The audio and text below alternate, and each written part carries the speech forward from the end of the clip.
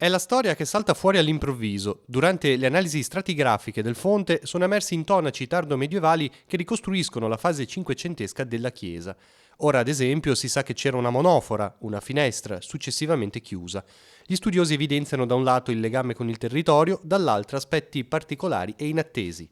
L'intonaco, che è abbastanza simile a quello che abbiamo trovato nell'oratorio dell'Assunta qui accanto, per quanto riguarda la parte interna, e queste stesure di nero che sono un po' diverse da quelle che troviamo normalmente nella pittura e negli affreschi, perlomeno lombardi, piemontesi.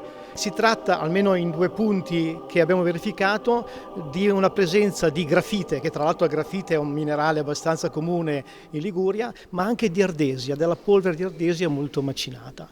Il fonte battesimale poi è tornato al suo splendore. Si trova all'ingresso della chiesa del Divo Martino. Rovinato dalle infiltrazioni, il suo stato era pessimo.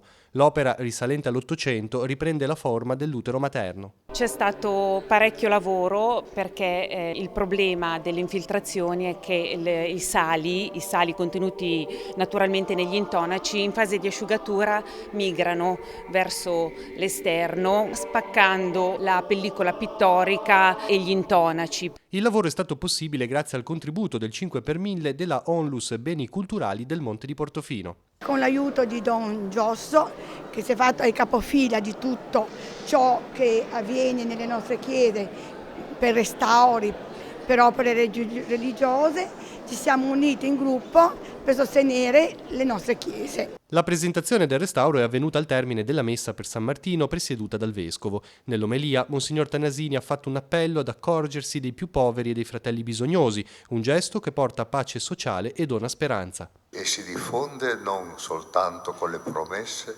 con la compassione, ma con l'intervento, col sostegno, con l'accostarsi, col condividere.